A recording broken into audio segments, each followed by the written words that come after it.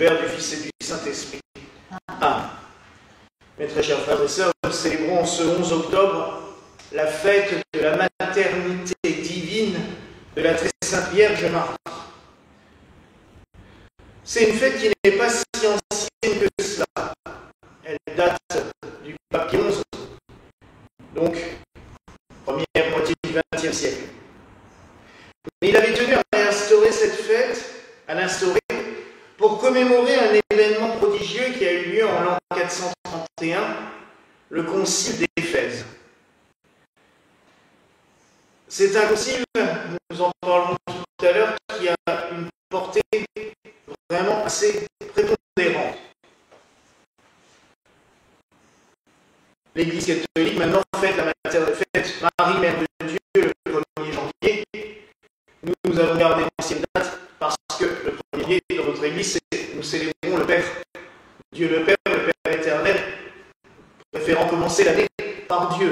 Ce n'est pas qu'on dévalorise la Vierge Marie, mais comme disaient un de mes confrères qui étaient là lors de la procession, il y a déjà environ 57 fêtes à la Vierge Marie dans l'année. On peut bien en laisser une à Dieu le Père, et notamment le premier jour. Mais il est quand même important de rappeler ce fait de la maternité de Marie. Maternité divine. Parce que c'est un dogme qui a toujours un petit peu fait grincer des dents. Et c'est un dogme qui d'ailleurs n'est pas reconnu par nos frères protestants. Enfin, logiquement il l'est, mais maintenant ils disent qu'il n'est pas. Que pourtant, ça fait partie à la fois des 7 premiers conciles, donc logiquement la foi universelle de toutes les églises chrétiennes. Que veut-on dire par là? Et il faut quand même préciser aussi, parce que on peut se poser la question, comment Dieu, ayant existé depuis toujours, peut avoir Marie comme mère? Et là, on rentre vraiment dans un mystère particulier. Mais remettons déjà dans le texte. Nous sommes en l'an 430. L'Église existe depuis 400 ans environ, puisque tout de suite après la mort du Christ et après la Pentecôte, l'Église naissante se met à se structurer. Il y a les apôtres, il y a ce qu'on appelle à l'époque les anciens, en grec épiscopos, donc les évêques, qui vont être nommés, à qui on va imposer les mains, et l'Église va commencer à se structurer. En 430, on compte environ 5 à 600 évêques déjà quand même dans l'Église, qui est à peu près sur tout le pourtour méditerranéen, à peu près dans toutes les provinces romaines. Il y a eu déjà quelques conciles, c'est-à-dire une réunion d'évêques pour faire un peu le point sur la foi, dire ce qui peut être cru, et surtout rejeter les hérésies. Parce que c'est là où on oublie souvent, c'est que quand un dogme est proclamé, c'est en lutte contre des erreurs doctrinales, des erreurs, des hérésies, comme on peut vraiment utiliser le mot, qui vont à l'encontre de la foi. Il y a eu déjà le concile de Nicée, qui a bien stipulé que le Christ est pleinement homme et pleinement Dieu. Ce qu'on appelle les deux natures en Christ. Bon. Mais on continue quand même à propager des erreurs, et notamment un sinistre personnage qui est patriarche de Constantinople à l'époque, qui s'appelle Nestorius. Et Nestorius, accompagné quand même de presque une centaine d'évêques, raconte un peu partout des erreurs doctrinales, disant que Christ n'est pas totalement homme, qu'il était Dieu, mais avec une apparence humaine, ce qui n'est pas le cas, il était vraiment homme et vraiment Dieu.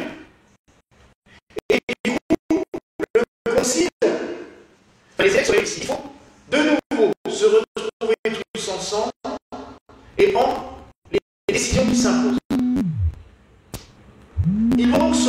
Éphèse. Éphèse est une grande cité antique. C'est à l'époque une population immense, au bord de la mer. Maintenant, la mer, elle est partie à presque 5 km. Mais à l'époque, c'était vraiment au bord de la mer. On voit encore les traces du port. Quand on se balade dans la ville, on a eu la chance de pouvoir se promener dans cette ville il y a quelques années. Et il conserve aussi dans cette ville, dans toutes les rues, le théâtre où Paul a prêché quelques années auparavant, et aussi donc la basilique du Concile. Là où les évêques se sont retrouvés autour d'un évêque extrêmement connu et populaire à l'époque, Cyril d'Alexandrie, autour de l'évêque d'Éphèse, pour prendre une décision. Comment expliquer aux gens que le Christ était totalement un homme, qui avait pour mère Marie, et totalement Dieu, puisqu'engendré par le Père. Ils vont prendre une décision, ils vont donner un titre à la Vierge Marie, qui est celui que nous professons le plus souvent, qui est d'ailleurs celui par lequel les orthodoxes appellent Marie. Les orthodoxes ne disent pas Notre-Dame, ni la Vierge Marie, ni Marie, ils disent la Mère de Dieu. Et ce nom va devenir une obligation. Il faut, à partir de maintenant, de ce temps-là, il faut croire que Marie est réellement Mère de Dieu. C'est aussi à partir de ce moment-là qu'on va diffuser des icônes, puisqu'à l'époque c'était beaucoup plus des icônes que des statues, de la Vierge à l'enfant, dont nous avons un modèle là, avec Notre-Dame des Grâces sur l'autel, mais nous avons Notre-Dame du Perpétuel Secours, il y a la Vierge de Strasbourg, il y a énormément après de représentations. Mais ce modèle-là va servir de modèle d'icône un peu partout. Mais comment dire que Marie est Mère de Dieu si elle-même est une création de Dieu? Marie est Mère de Dieu, le Fils. Et il y a une prière dans le chapelet, dans le temps, on rajoutait ça au début du chapelet, dans les 3 premiers jours où Salut Marie. On disait « Je te salue Marie, fille de Dieu le Père. Je te salue Marie, Mère de Dieu le Fils. Et je te salue Marie, épouse du Saint-Esprit. » Parce que c'est vrai que Marie cumule ces 3. Elle est bien fille du Créateur, comme nous toutes et tous. Mais le Créateur lui a permis d'engendrer son propre Fils. Dieu fait homme. Donc, par là, elle devient la Mère de Dieu. Et elle est épouse du Saint-Esprit, puisqu'elle a été adorée ou fécondée par l'Esprit Saint. On pourrait s'en tenir là. Mais c'est quand même le démarrage du culte de Marie dans toutes les églises. C'est vraiment là le point de départ du culte de la Vierge Marie dans toutes les églises. Il y a déjà des lieux où on la célèbre, j'en ai parlé avec Saint-Denis, à Longchamp, à Notre-Dame, au 1er siècle, à Chartres, au Puy-en-Velay. D'ailleurs, au Puy-en-Velay, elle apparaît sur un ancien dolmen, au même moment que le concile d'Éphèse se passe. Et au puits, elle dit « Vénérez-moi comme la Mère de Dieu », comme pour accréditer ce qui se passe 1000 kilomètres plus loin en Turquie. Parce que Éphèse, je le rappelle, c'est au bord de la mer Méditerranée, en Turquie. La ville qui a été choisie parce qu'elle était centrale. L'empereur était la plupart du temps à Byzance, Constantinople, ça fait environ 500 km d'Éphèse. Istanbul, à peu près 500 km d'Éphèse. Donc on n'est pas loin. C'est central, c'est-à-dire que les évêques venant d'Asie mineure et d'Europe peuvent se retrouver à cet endroit-là. Mais il y a une forte symbolique, et ça, moi, ça marqué, c'est qu'à Éphèse, dans les temps anciens, avant le christianisme, on vénérait Artémis, la déesse. Et Artémis d'Éphèse, la statue est conservée là-bas, quand on y va, on peut la voir, est assez particulière, parce que c'est une très belle femme, mais qui a un collier de 3 rangées de seins. Au lieu d'en avoir 2, elle en a une trentaine, qui a représenté la déesse de la maternité, la déesse qui allait, qui nourrit ses enfants. Et étonnamment, c'est cette ville-là qu'on va choisir pour établir Marie officiellement comme mère de Dieu et par conséquent comme mère des hommes. Et ça, je trouve cela beau.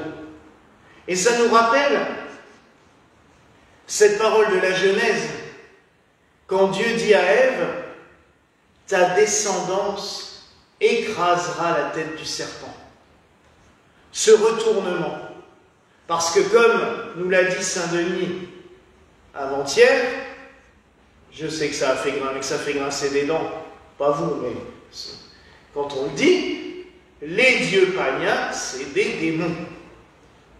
Et Marie, devenant, je dirais, la mère, ne devenant pas, puisqu'elle était prévue dans le plan de Dieu depuis toujours, devenant la mère universelle, la mère de tous les hommes, écraser toutes ces divinités qu'on avait affublées de symboles pour représenter soi-disant une mère universelle, mais comme pour d'autres dieux païens, une mère à qui on est obligé d'offrir des enfants égorgés, moi, j'ai du mal à croire que c'est quelque chose de saint.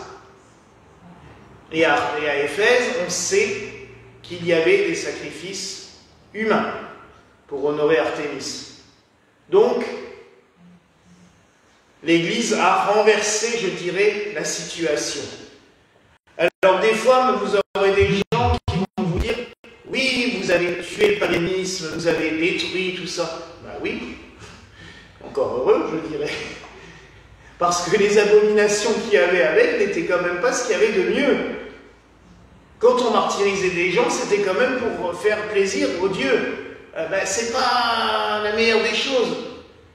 Alors, il ne faut pas hésiter quand des fois on vous dit ça, parce que c'est un discours qu'on entend régulièrement de nos jours. Hein. Ah oui, mais l'Église a tout balayé, elle a tout écrasé. Oui, enfin bon, des cultes dans ce genre-là, il était peut-être temps d'y mettre fin, et je préfère me tourner vers Marie, avec son enfant dans les bras, qu'elle nous a donné, parce que c'est quand même la plus belle des choses que la Vierge Marie ait fait, c'est de mettre au monde le Sauveur, notre Dieu. Elle l'a donné aux humains. Il est devenu un des nôtres parce qu'elle a dit oui à l'appel de l'ange. Et ça, c'est le plus beau des cadeaux, c'est la plus belle des choses qu'elle ait accomplie. Alors oui, je sais que Jésus dit « Heureux surtout celle qui a cru ». Il fallait le croire, c'est sûr. Mais quand même, elle nous a fait le plus beau des cadeaux, en nous donnant Dieu parmi nous. Alors célébrons-la pour cela. Reconnaissons-lui ce titre de Mère de Dieu. Et nous le disons chaque Je vous salue Marie, Sainte Marie, Mère de Dieu. Parce qu'elle est réellement la Mère de Dieu, la Théotokos, comme on dit en grec. Avant, on disait beaucoup Théochristos, la mère du Christ. Et ils ont bien insisté, Théotokos, la mère de Dieu. Parce que elle nous l'a donné. Elle nous l'a offert. Et ça, c'est la plus belle des choses qui pouvaient arriver au genre humain.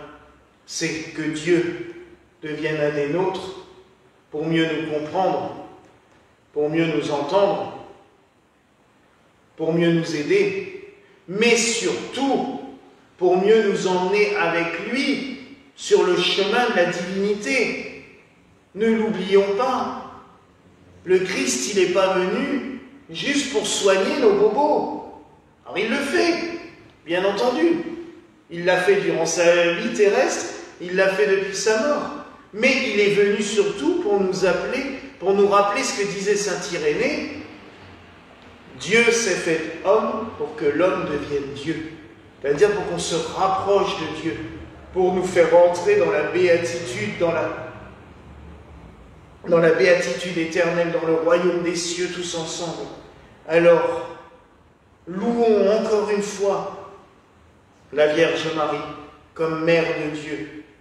Remercions aussi Dieu le Père de ce cadeau qu'il nous a fait à toutes et à tous. Voilà la grâce que je nous souhaite en ce jour au nom du Père, du Fils et du Saint-Esprit.